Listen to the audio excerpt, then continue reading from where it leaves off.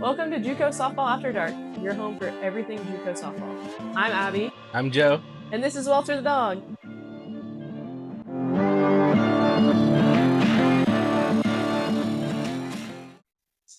Welcome to episode 8 of JuCo Softball After Dark. This week, we catch up with a player who's gone through a roller coaster of a journey. Now, welcome to the show, Morgan Greene. So, all right, Morgan, can you go ahead and start and tell us your journey of starting from high school through this roller coaster of a journey that you've gone through, and let us know kind of basically how you got everywhere you've been. Okay, so I was recruited senior year of high school to Harding University. It's D2. Signed my senior year, went there. My freshman year, they had 10 pitchers. Two of them are freshmen, so they redshirted both of us. There was a coaching switch. He retired, and then she came in and redshirted everybody. Second year, she decided that we weren't good enough, so she kicked both sophomore pitchers at the time, off the team. Took me and made me the manager, kind of. I kept a lot of books. So after that, she told me I was not a good fit for the school, kicked me off the team, and I got an internship at Disney World. So I told my family I'm going to Florida. No idea where I was going to school, if I was going to play softball ever again, nothing. Went to Florida.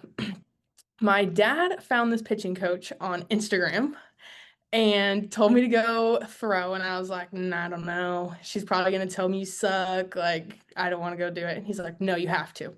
So I go see Kat and I threw 6 pitches. And she's like, give me a second. And she called you.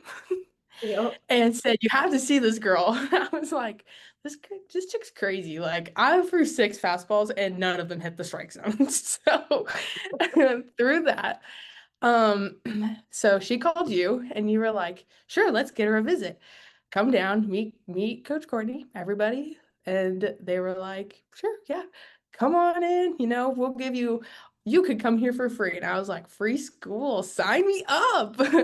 No idea. Never even looked at a JuCo, had no interest in softball, was just like, if I don't want to play, if I'm not good enough, obviously.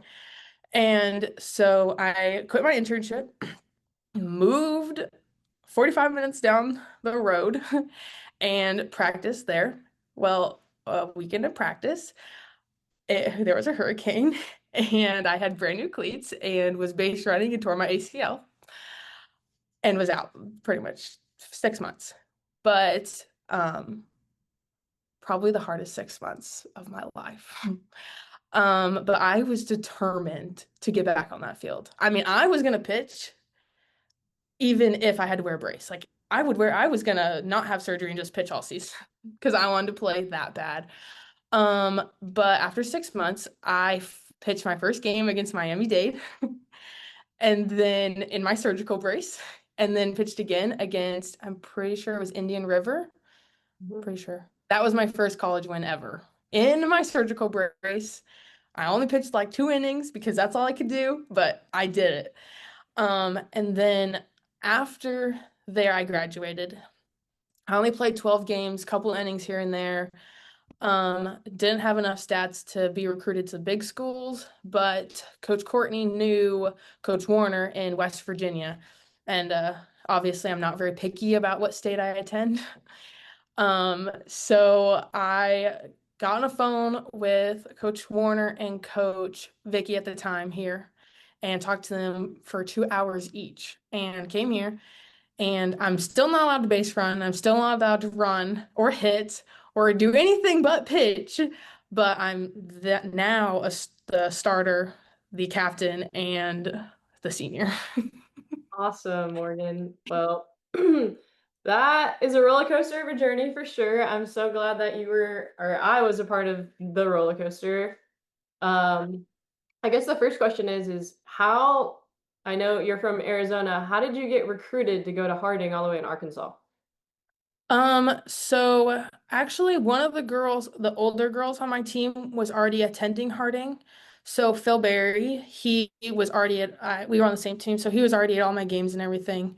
And I heard great things about that school through like the grapevine. And I sent him emails and kind of was um, all over it. Like email after video after video, like I'm coming here. And he just he just came to all of our games and I kind of got lucky. Gotcha.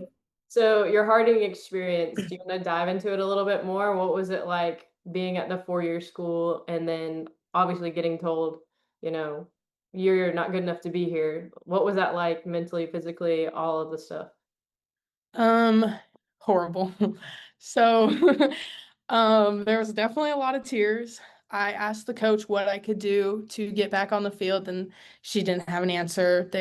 I literally gave up pitching to play outfield. Like, I just wanted a spot. I didn't care where the spot was. I tried to learn how to hit, but the hard part is like coach had already made up her mind, and everybody was getting better except for me because I had hurt my other knee at the time too, and so it was kind of working through that. Um, but it was like, well, I worked my whole life for this, and you're telling me I'm not good enough. But it was the what can I do better, but not having an answer that was really the hard part. Yeah. So when you got to Seminole, what was the biggest change that you saw? I know you only got a week of the first week of practice, but what was it? What was it like? I think the biggest shock was there was no rules. As in, you could practice as much as you wanted, you could play as much as you wanted. I mean, there was no rules, and I think that was the biggest like, wow, this is the real deal down here. This is why girls get good because it's not like, oh, you can only practice for 8 hours, though. It's the real you are going to get good in JuCo. Yeah. Well, I know Joe can relate to you on the ACL. Can you kind of touch on like what you kind of went through? I know, I mean, I was there holding your hand through most of it, but tell us about all of it. I know there's the day, you remember the date. I know you remember the date. It was August 31st. And I tore it right in half. Um, yeah, I wanted to play, but didn't want to have the surgery. So I tried that. That was a big no. You're not allowed to do that. But after the surgery, that like week and a half was kind of like couldn't pick up my leg. I couldn't do anything. So it was kind of like, well, I'm not even gonna be able to get on the field anyway. But after like the first time I remember it because I have a video of me picking up my leg for the first time. And that was the moment I was like, oh, I can do this. And oh, you can attest, I did PT like a maniac, and I did PT like 4 times a day just to be able to say, I'm playing in this year. I don't care if it's last game, but I'm getting on the field. Yeah, no, I can definitely agree with you on the PT. I remember talking to the trainer and stuff. They're like, we haven't seen anyone that does it. Like she's teaching other people how to do the exercises at the therapy center. Yeah, so I actually tore both of my ACLs throughout my playing time, so I definitely feel the hurt there. So how was the the therapy, right? It's tough. You got to really have some drive to get through it every day because I'm sure there was some times that you're like, I don't want to do this shit today, right? Yes. I think therapy was more scary than it was hard in a way, just because they're like, oh, kick. And I'm like, if I kick, that thing's gonna tear back in half. Like, that's not happening. Um, Jumping was hard just because there's like the things you take for granted every day, and then you tear it and you can't do it anymore. So it's like rewiring your brain. Like you can do it. It's just sometimes you just have to close your eyes or hope someone can hold you up while you do it. Yeah, definitely, definitely. And then, I remember you started pitching. I think whenever we were at practice and stuff, you were like, "Yeah, man, like I can do this with the brace on. Watch this." And then, like, walk me through, Miami-Dade. Courtney sends you to the bullpen and says, "Go warm up. You're gonna go in." Oh, I was shaking. I was like, are you sure? Like me, Morgan, to the bullpen? She's like, yeah. I was okay. I was on the mound and I was just hoping that brace one did not fall off. Two, I wouldn't fall over. and my hands would stop shaking for a second just so I could throw a fastball. I didn't need any movement, just a ball down the middle. But it was so exciting at the same time because it was 6 months, and not even just the 6 months, but it had been 2 years since I had actually played in a game. And knowing what I had come through and worked through to even get into that game was, well, crazy. Yeah, but you're a mean book taker. You can score the heck out of a game. Oh yeah, I can. I teach girls now too. So now you're at your well, hopefully your last school. Um, Yes. For and now.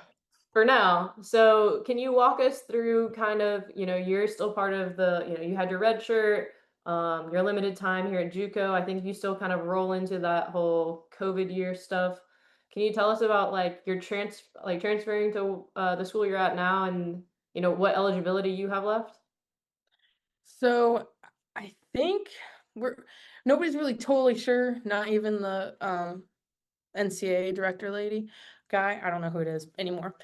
But I have 2 years after this. So last year was my first year playing, and then I played this year, and then I got my redshirt year, so that's this year, and then my JUCO year back, and this my sophomore year all back.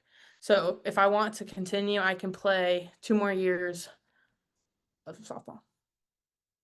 That's crazy.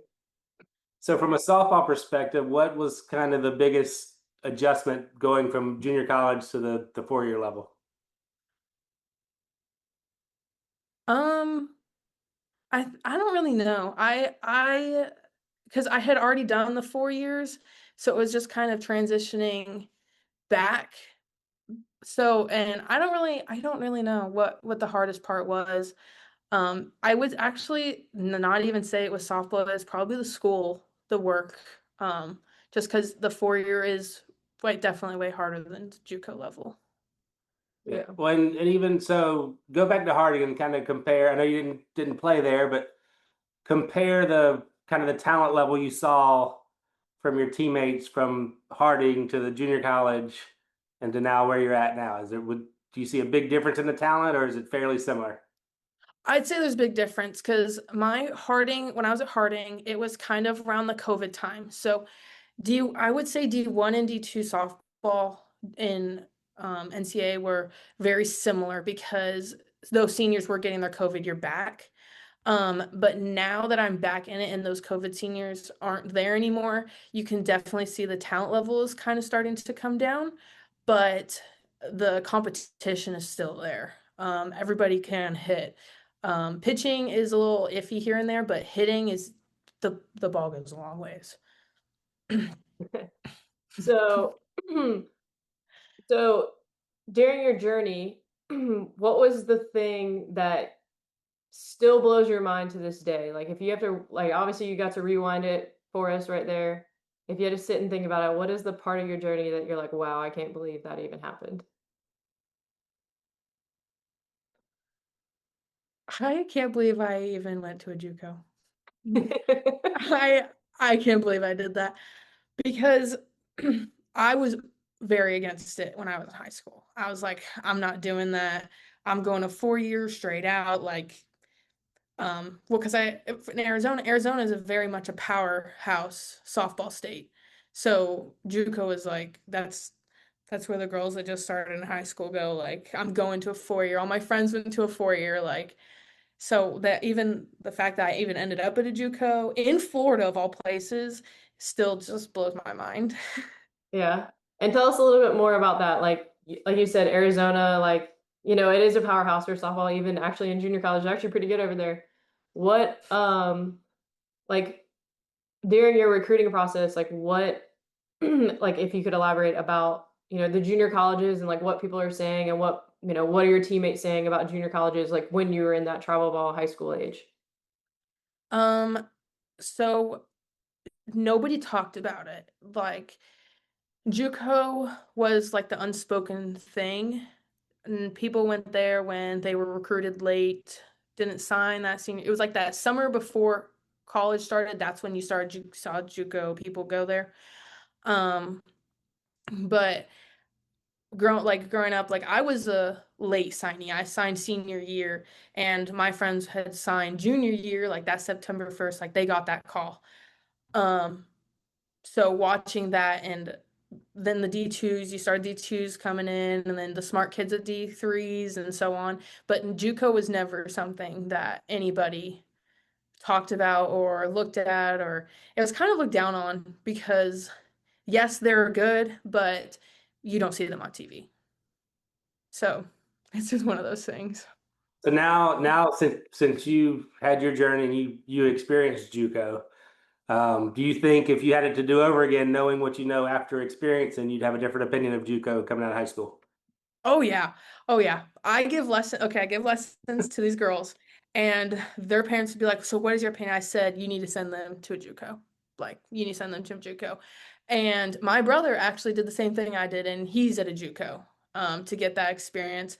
And they always ask me why, and I'm like, because JUCO, I feel like JUCO is that transition from high school to college that needs to happen, and you get pushed harder in JUCO than you can anywhere else, just because there are no rules. You can play so much, you can practice so much, and I think because of where I'm at, the people that transfer from JUCO to 4 years become your leaders and your starters and those people, and you get more time. And when you go straight to a 4 year, unless you're an insane athlete, you're going to be on the bench or throwing those. If you're a pitcher, throwing batting practice, not throwing to Mississippi State. Yeah. So, if you could sit down with your high school self, knowing everything you know now, what would you tell them? Um, that it's just gonna be a crazy ride. It's everything I planned is completely different.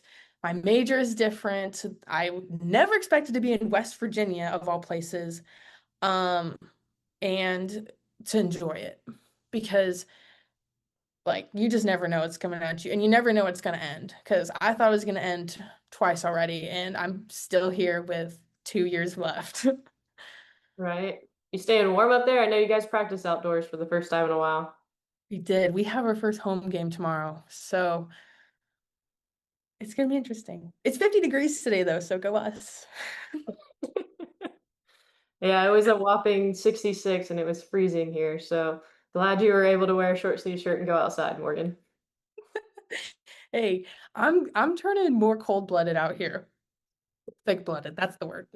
Thick-blooded.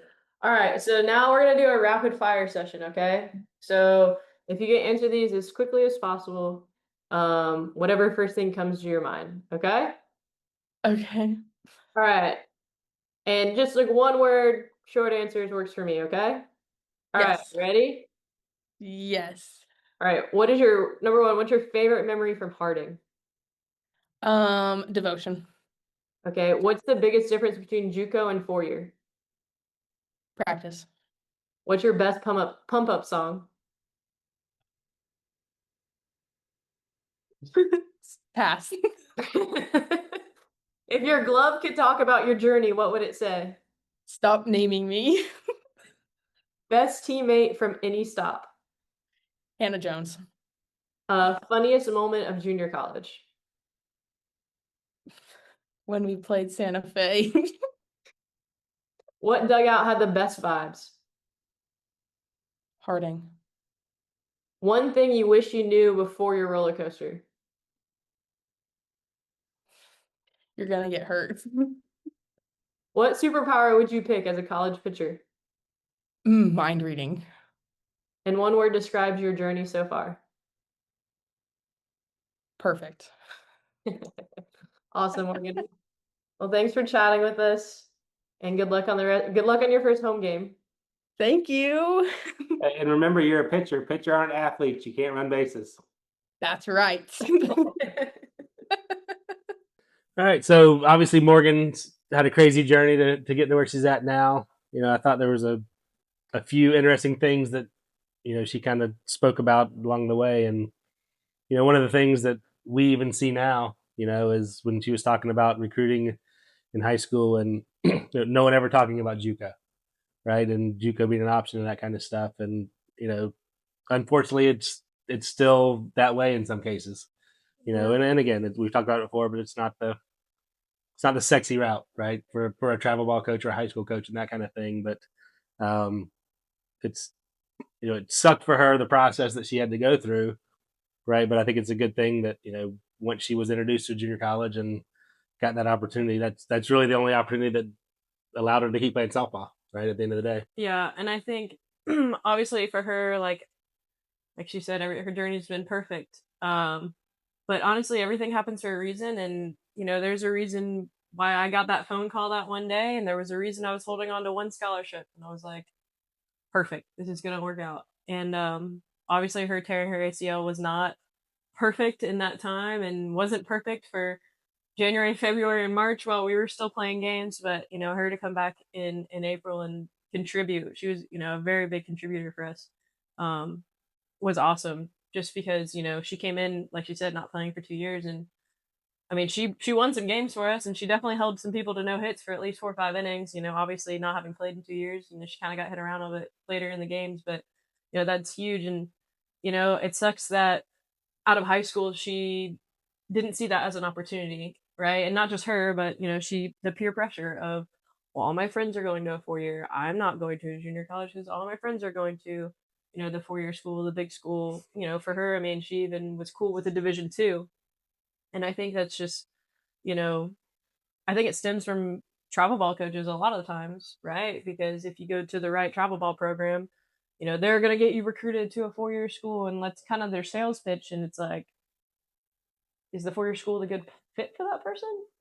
You know? Yeah, and and it's nice for her to share her story and be honest about the fact. Again, she wanted to go 4 year school. She gets to Harding and she gets redshirted her first year, Mm-hmm. right? And then a coaching change comes in, and that coach, basically, according to her, says you're not good enough, right? Which basically probably meant you don't fit what she's trying to do.